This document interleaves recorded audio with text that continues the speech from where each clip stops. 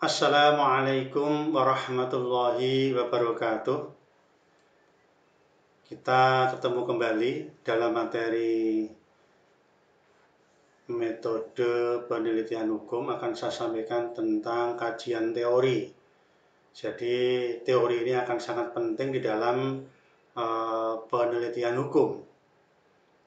Semoga kita diberikan kesehatan, bisa menyimak daripada materi yang saya sampaikan. Nanti ini sudah saya upload di Vclass, ditolong nanti sama disimak PowerPoint-nya ya. Nanti akan sampaikan pokok-pokoknya ya kan, karena tidak mungkin saya jelaskan semuanya ya kan. Nanti sambil menyimak materi yang saya sampaikan, sehingga nanti klop apa yang saya sampaikan dengan PowerPoint yang saya upload di Vclass, sehingga ada match ya, ada match antara apa yang saya sampaikan dengan apa yang ada di dalam penyampaian saya. Jadi sedikit mengulas bahwa dalam melakukan penelitian, khususnya dalam penelitian hukum, itu kan berangkat dari yang namanya permasalahan, ya kan, kemudian tujuan permasalahan. Nah, kemudian dari tujuan permasalahan ini nanti akan kita kaji dengan menggunakan teori-teori atau kajian pustaka dan pustaka, tergantung dari paradigma di dalam penelitian itu, ya. Menggunakan paradigma apa? Jadi antara masalah, kemudian tujuan, kemudian teori yang digunakan, kalau itu menggunakan teori atau menggunakan konsep, kemudian dengan simpulan harus sinkron ya. Tidak boleh antara tujuan penelitian, kemudian landasan teori yang digunakan itu menjadi bertolak belakang. Ini yang seringkali mahasiswa di dalam membuat skripsi atau tesis atau penelitian itu seringkali tidak sinkron, hanya copy paste dari tesis lain. Nah, ini yang tidak diharapkan, karena nanti saudara akan kesulitan ketika akan menghadapi munakosah atau pendajaran, sehingga teori ini akan jadi penting. Nah, untuk bisa mengetahui bagaimana teori apa yang digunakan, maka perlu tahu tentang paradigma dalam ilmu sosial, karena hukum itu termasuk kategori ilmu sosial. Paradigmanya apa? Ini nanti yang akan menentukan apakah menggunakan teori, apakah menggunakan konsep, atau teori apa yang akan digunakan. Ini sangat bergantung dari paradigma di dalam penelitian yang saudara lakukan. Kalau kita simak dalam paradigma ini, saya kutip dari bukunya Agus Salim ya, itu ada namanya positivisme, yang kedua namanya post-positivisme, yang ketiga ada namanya konstruktivisme, kemudian yang keempat menggunakan teori kritis atau critical teori. Ya, tolong sama disimak, nanti biar nanti mudah di dalam menjelaskan ya. Nah, apa itu positivisme dan post-positivisme ya? Positivisme itu biasanya hanya normatif.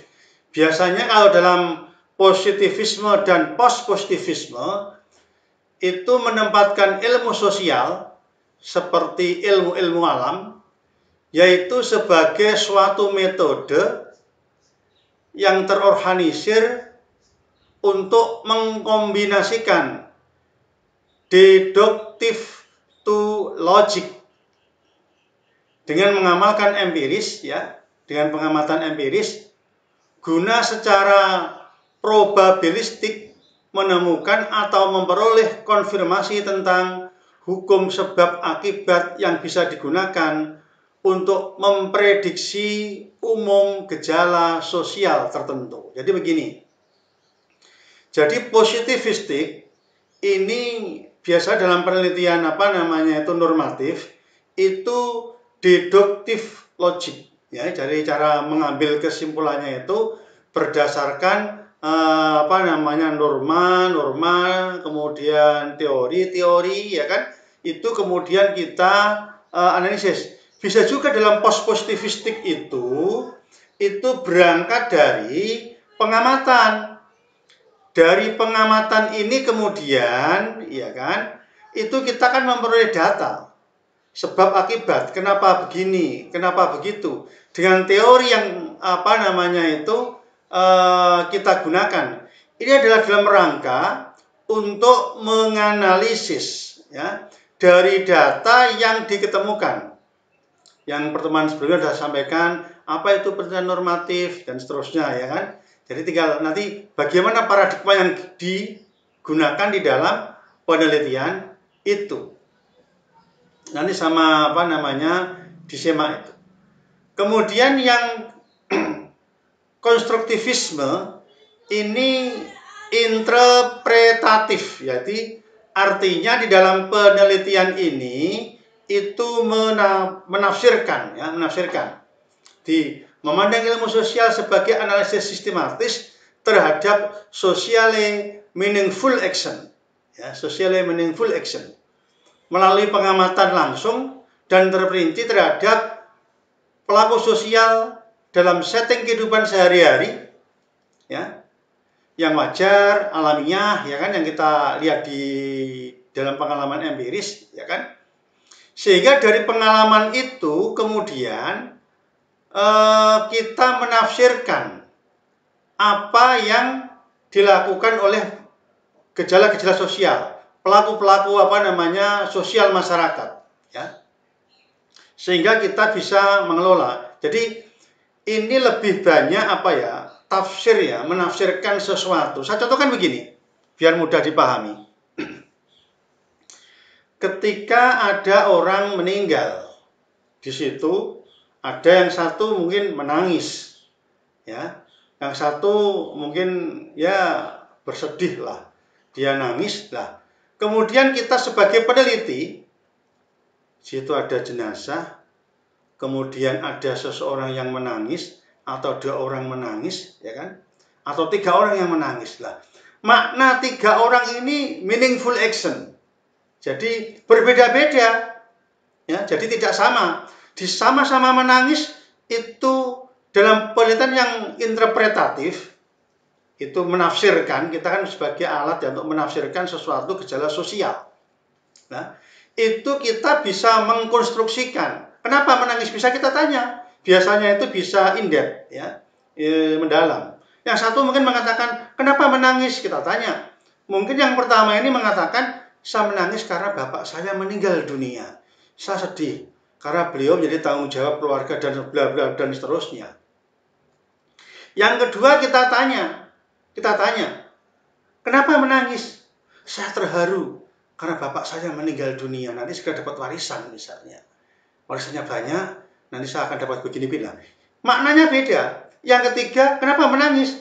"Karena kakak-kakak saya menangis, saya ikut menangis."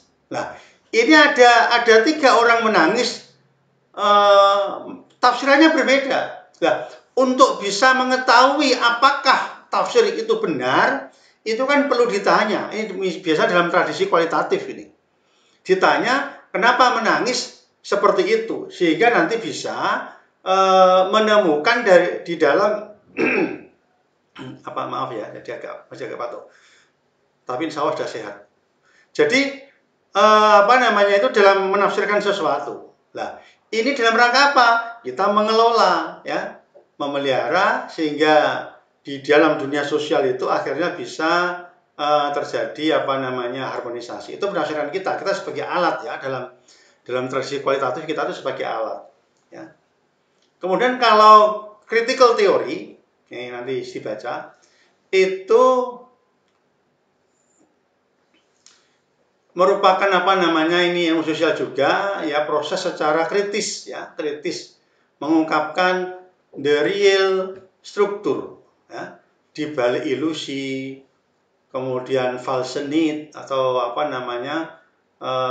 yang ditempatkan di dunia materi dengan tujuan membantu membentuk kesadaran sosial agar memperbaiki dan mengubah kondisi kehidupan. Jadi dalam critical teori itu kita melihat gejala-gejala sosial loh. Perilakunya kok seperti itu? Kita mengkritisi, memberikan solusi. Ya. Kenapa tidak taat hukum?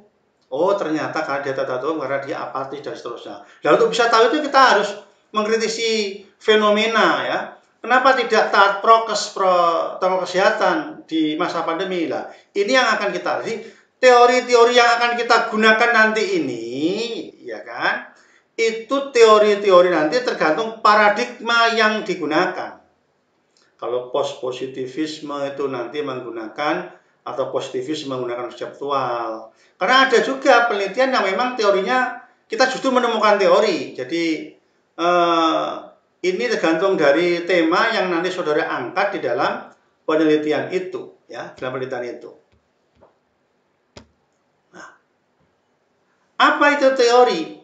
Ya, nanti ada namanya teori, ada namanya konsep, ya kan? Nanti akan saya berikan gambaran lah, nanti biar nanti mudah apa namanya. Jadi konsep itu merupakan pertanyaan dari apa, ya, apa? Jadi pengetahuan. Ini apa menjelaskan ya. Tapi teori sudah masuk ke mengapa begini, mengapa begitu, ya.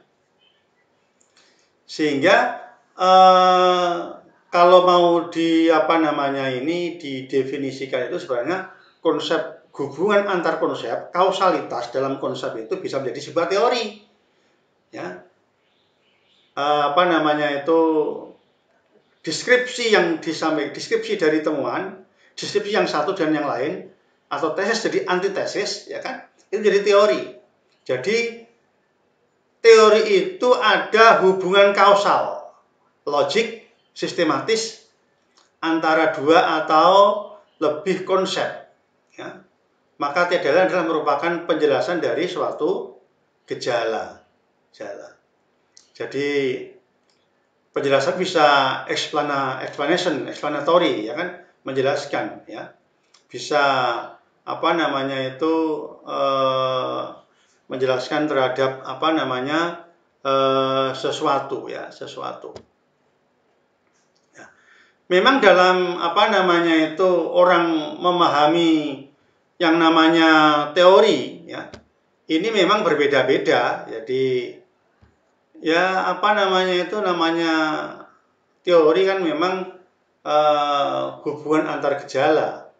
Biasanya juga berangkat dari hasil penelitian, dan perlu saya sampaikan teori itu sifatnya ada tentatif, ya. Jadi tidak mesti kebenarannya mutlak, bukan. Artinya sebuah teori itu bisa saja teori yang muncul itu nanti akan dipatahkan dengan teori-teori yang lain, ya, teori yang lain.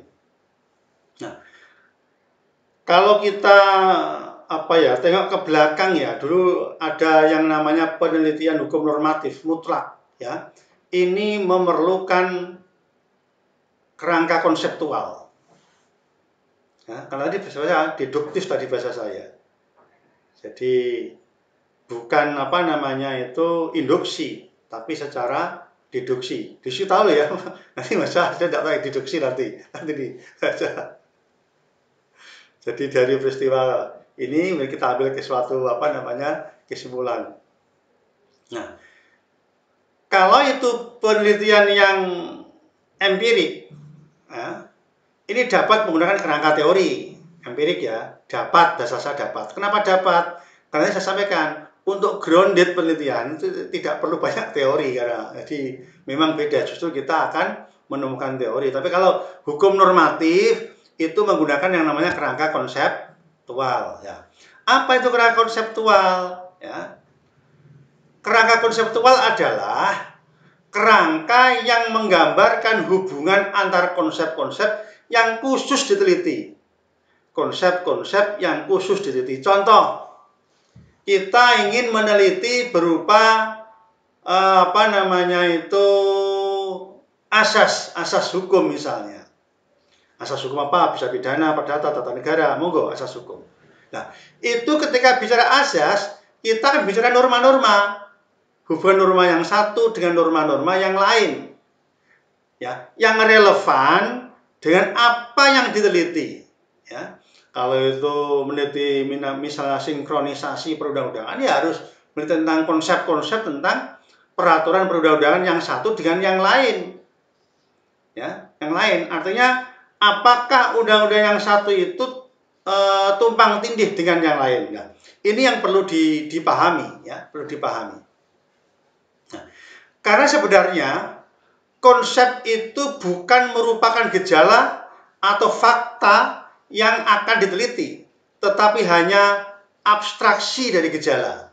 Saya pahami ya, saya ulangi, konsep itu bukan merupakan gejala atau fakta sosial, fakta hukum, ya, tetapi abstrak dari gejala itu. Jadi gambarannya, ilustrasinya.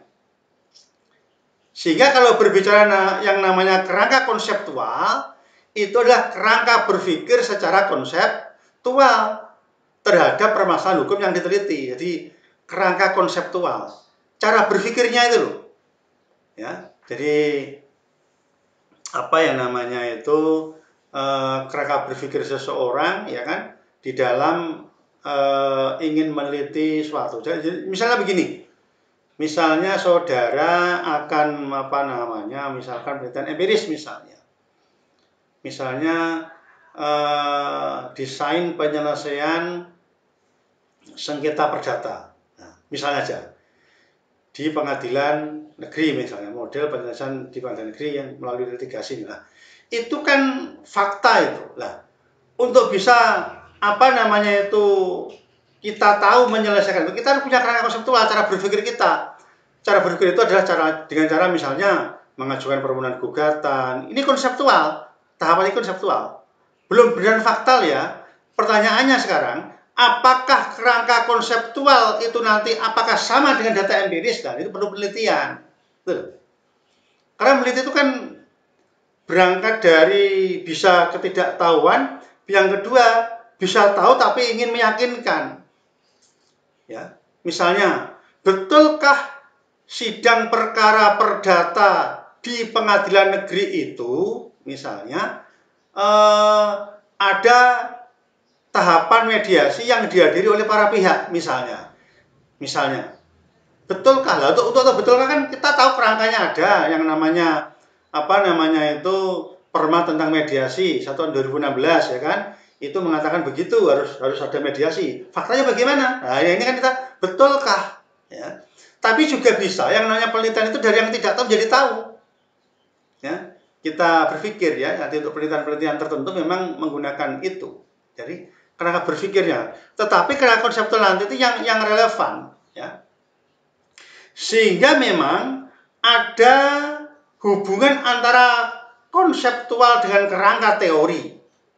Kalau kerangka teori itu adalah teori-teori yang digunakan di dalam penelitian nanti itu. Ya.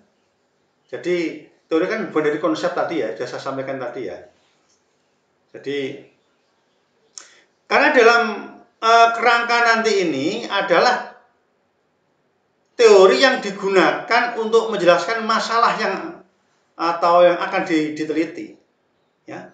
Maka untuk bisa menjawab ini adalah kita bisa misalnya review literatur bisa, atau mungkin teori-teori atau konsep-konsep dalam bentuk kerangka berpikir yang logik dan sistematis boleh, atau misalnya konsep atau teori yang disesuaikan dengan permasalahan yang tujuan penelitian boleh.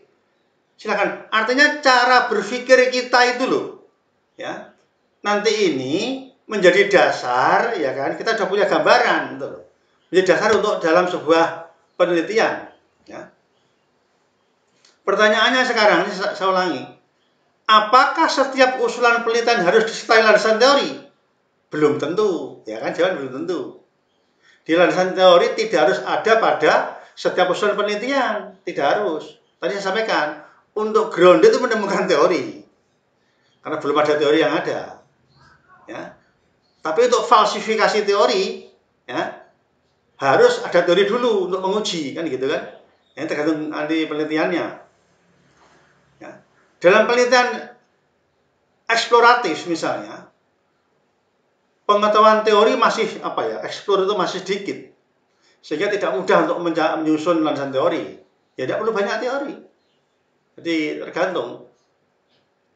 Tetapi dalam penelitian hukum empiris diperlukan teori, ya. Ya, artinya acuan hukum, teori hukum, ya kan. Kemudian bahkan kalau dalam penelitian hukum normatif, ya, sepenuhnya menggunakan data sekunder, tentu ada kerangka teorik bersifat tentu tentatif, ya. Nah, kemudian ada kerangka konseptual dibutuhkan normatif. Kita belum punya gambaran yang jelas, kan.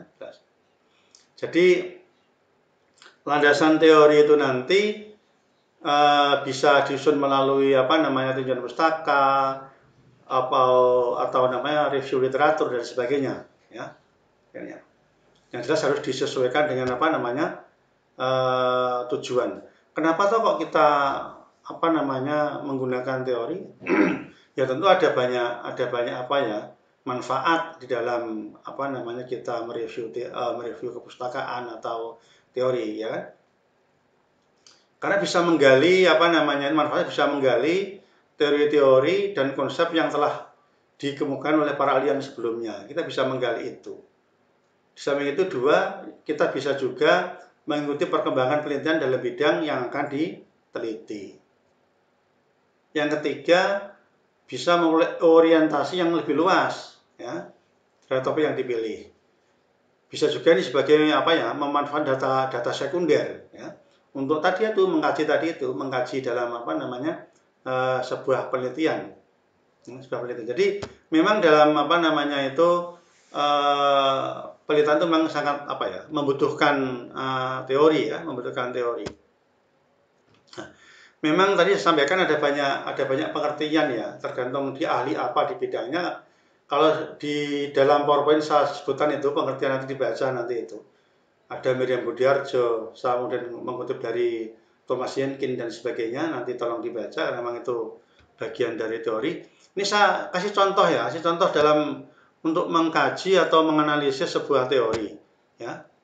Jadi ada banyak teori, misalnya sekarang saya contoh saja, ya, nanti sisa dibaca sendiri nanti.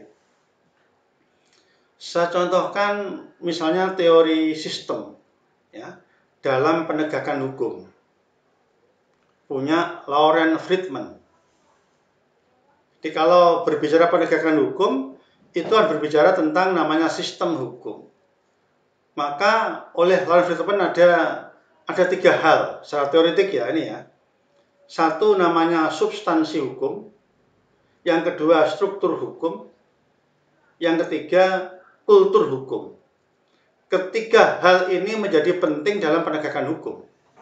Sistem harus berjalan. Saya mulai dari teori Lawrence Friedman, ya. Lawrence Friedman dalam teori sistem ini. Dalam teori sistem itu, dalam penegakan hukum, misalnya kita meneliti tentang penegakan hukum di Indonesia, efektivitas misalnya undang-undang perkawinan, efektivitas undang-undang misalnya lalu lintas, dan sebagainya. Ya. Kita gunakan misalnya cara menganalisis ini dengan teori sistem dari Lawrence Friedman misalnya. Kita kaji. Yang pertama, substansi hukum. Aturannya bagaimana? Aturan hukumnya bagaimana? Undang-undang perkawinan bunyinya bagaimana? Itu harus satu, ada kepastian hukum, ada keadilan, ada manfaat, ya. Kalau kita pinjam Radbruch itu kan ada tiga nilai dasar hukum, ya. Dari Gustav Radbruch. Itu sebuah hukum yang baik, substansi hukum yang baik itu harus mengandung satu, kemanfaatan bagi masyarakat. Harus itu. Hukum itu tanpa ada manfaat percuma. Yang kedua, ada keadilan. Yang ketiga, ada kepastian hukum. Ya meskipun kadang di antara ketiga ini bisa kadang bersitegang, ya. Apalagi orang-orang yang menjadi praktisi hukum itu kadang-kadang bertentangan dengan nurani. ini kita mengutamakan kepastian hukum apa keadilan? Nah, ini kan prosesnya. Normanya kita lihat dulu, memang sudah bagus apa tidak, sudah dikehendaki masyarakat apa tidak.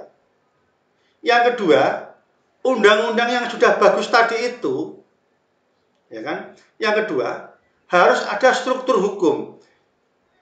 Siapa yang menjalankan norma tadi? Siapa yang melaksanakan hukum tadi itu? Yang mengawasi itu?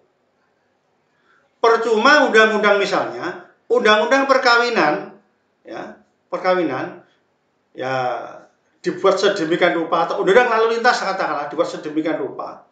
Undang-undang korupsi misalnya, sebagus apapun, tetapi jika orang yang melaksanakan norma itu, ya, tidak ada, ya percuma. Siapa melaksanakan? Ya, jelas ada yang melaksanakan.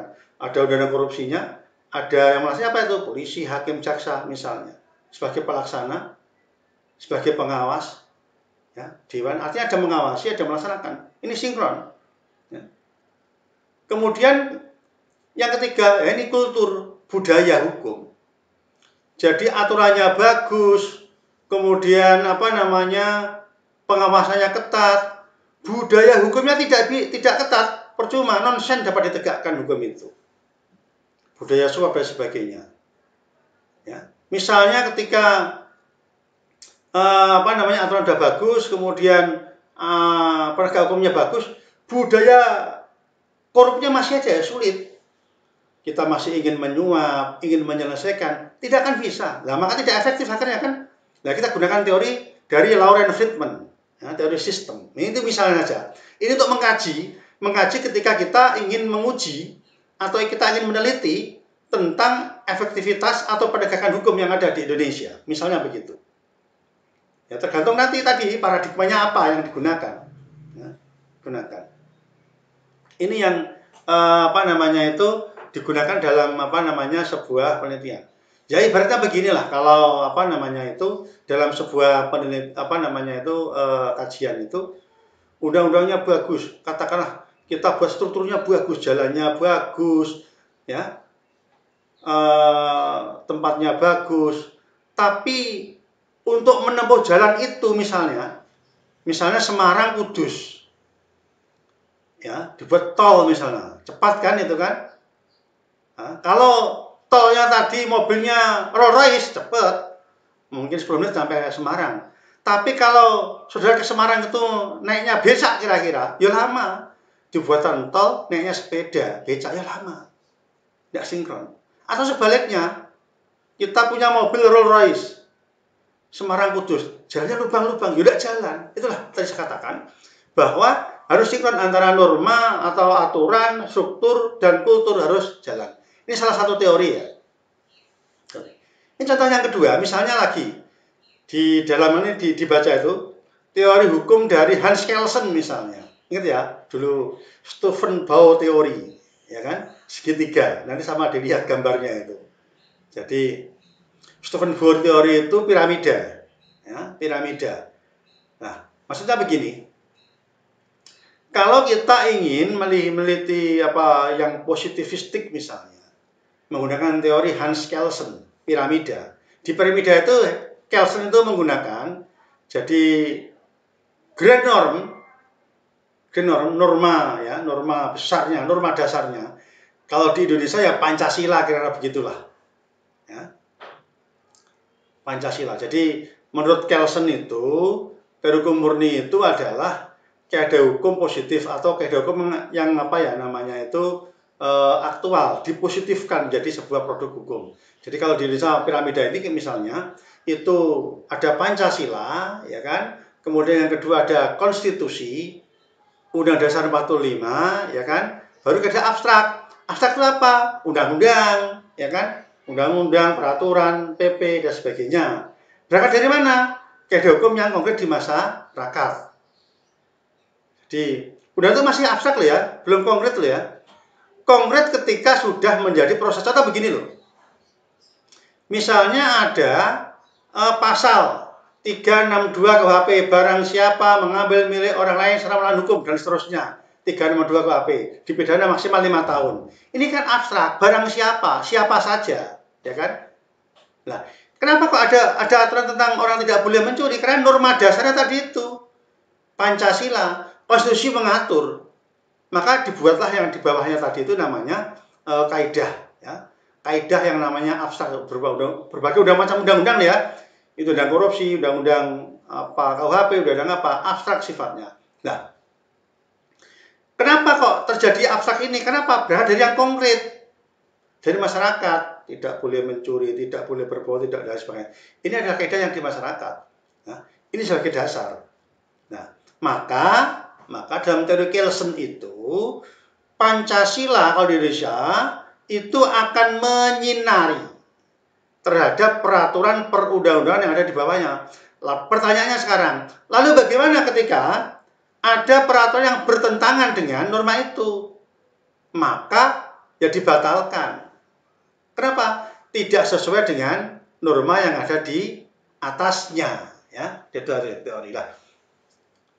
Itu teori yang nanti bisa saudara bisa nanti ada juga teori Robert Shitman, ya kan?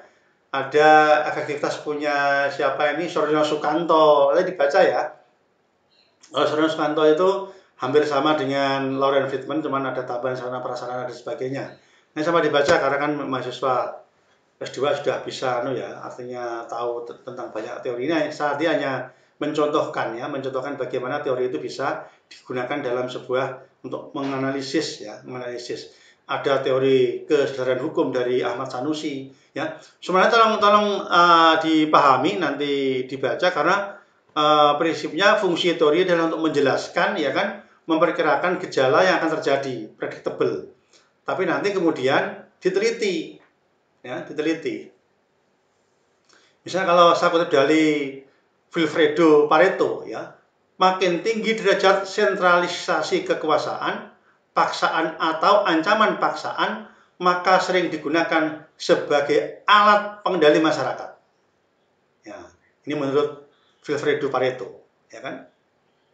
Maka berdasarkan teori ini, di mana saja, kapan saja, ya kan? Yang jika terjadi sentralistik kekuasaan sentral, ya, yang tinggi, ya, tentu akan banyak menggunakan paksaan, ancaman.